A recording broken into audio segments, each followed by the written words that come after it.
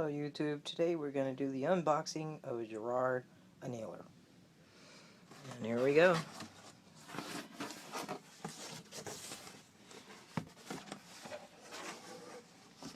There's the instruction manual. This one's set up for 300 blackout as well as 6.8. Some sort of frame, I guess that's for the feed. There are the two discs for the blackout and the 6.8. And that there is the propane torch.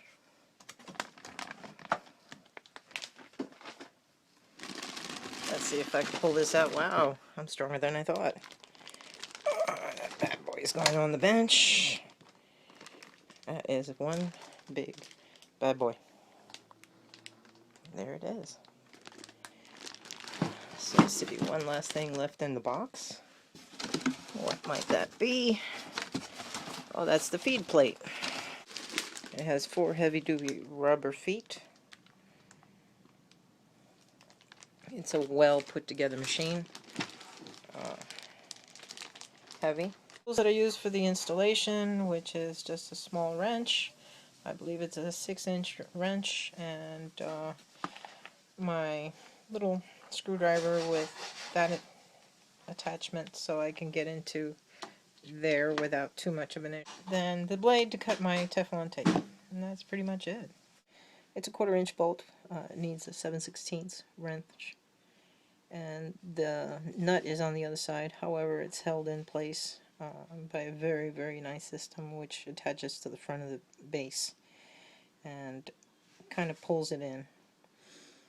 This little doohickey here, the torch, as you can see, will not work in this fashion, so it has to be further adjusted here. Okay, I did some adjustment to the actual housing here, so the flame could point upwards. When it comes packed in such a way that I guess it's to ergonomically save space. As I said before, this has a very nice setup inside to hold it in place. This is all just hand tight. The propane holder is quite simple to put in. Basically, you just squeeze the levers. It allows for taking it in and out through these little holes here.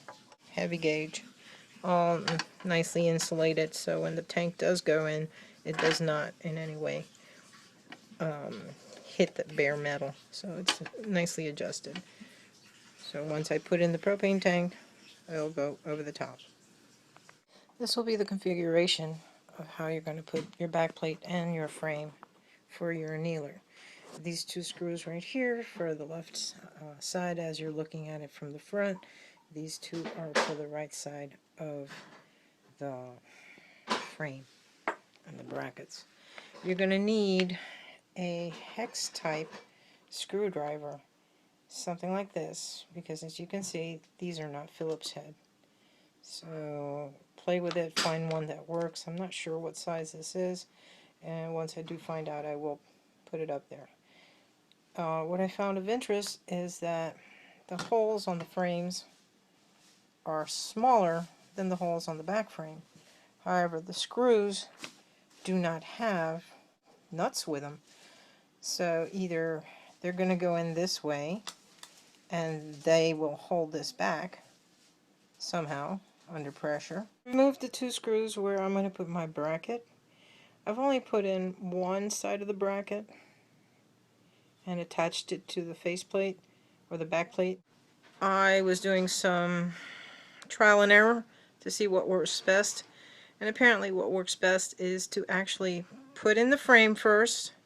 That would be this part without the backing, and that will make it easier because the weight of the backing is substantial when you're trying to screw in small little screws in small little areas, and trying to keep everything lined up is a little more difficult than it needs to be. So put in your frames first on these 2 screws here, 2 screws here, and then attach the back plate to the screws through the back. You're just doing this for size comparison with the box in the back, and you can see they are smaller. One from the, as you can see, the little screw just comes out very nicely.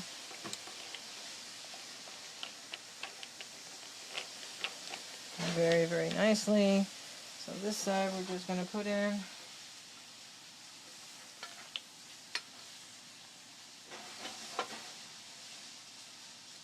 present it here. So, caught.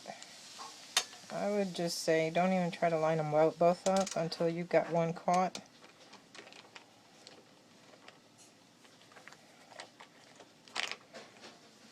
And just kind of present it a little bit. Damn. Present the next screw. So like I said, I think this is much easier to put in the frame first than it is to try to put in the back plate and then the frame. Going nicely, whereas the first one is not that easy. And my holes are already lined up, so I mean, it's a nice engineering job on the part of, I believe his name is Giraud.